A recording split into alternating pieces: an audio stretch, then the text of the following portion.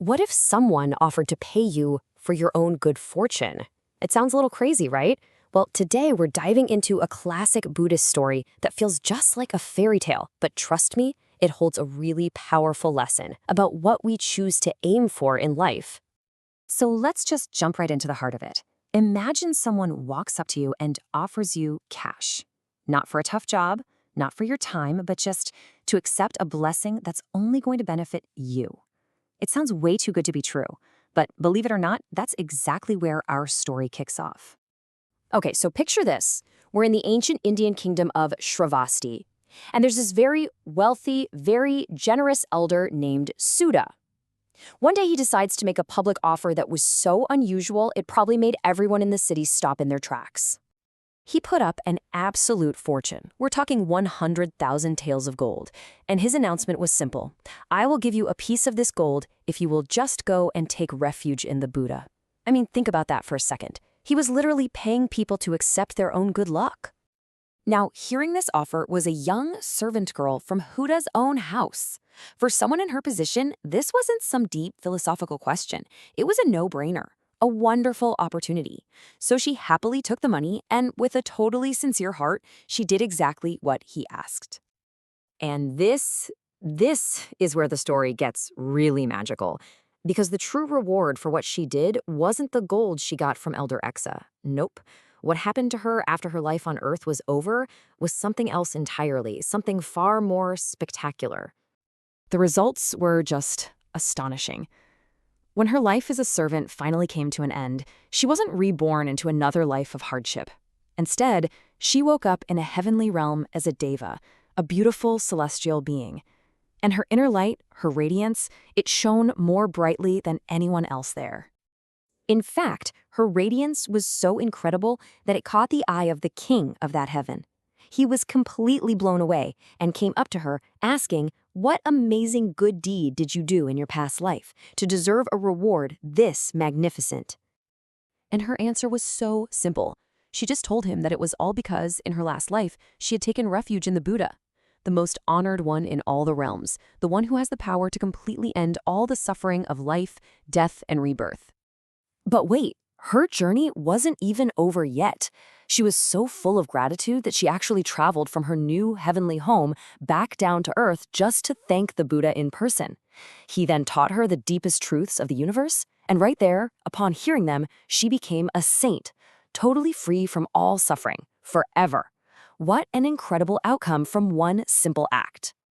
Now, it is so easy to hear this and just think, wow, that servant girl really hit the jackpot. How lucky. But if we peel back the layers, the story is actually showing us something much deeper, a kind of hidden hierarchy of goodness, with 3 different levels we can aspire to. And this is the real gift of the story. Okay, so on level 1, you've got the goodness of receiving a blessing, like the servant girl. That's amazing. But then you go a level up to level 2, the even greater goodness of giving the blessing, like Elder Suda did. But the highest level, the absolute pinnacle, that's the goal of becoming the source of all blessings, to become a Buddha yourself. This brings us to a really, really crucial question. If becoming a Buddha is the ultimate good, the best thing you could possibly do for yourself and everyone else, why doesn't it feel like our number one, most urgent goal? Why do we get so easily distracted by smaller, more immediate things?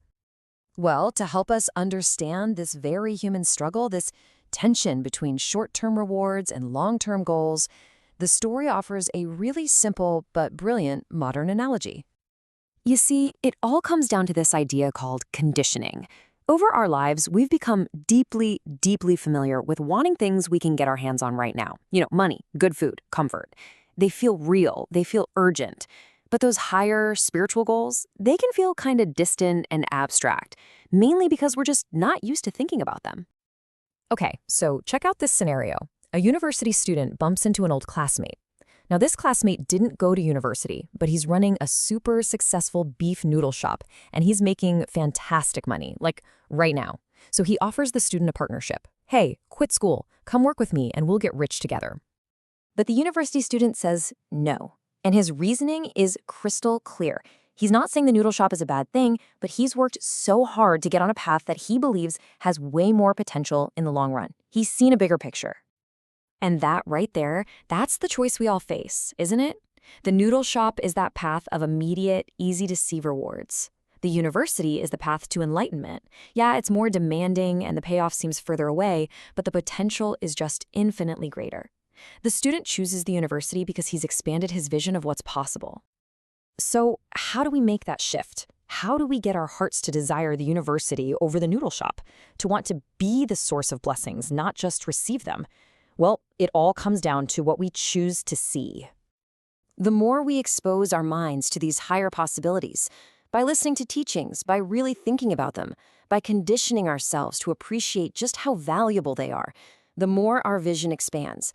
And just like that university student, we'll naturally start to want that higher path more, because we finally understand its incredible worth.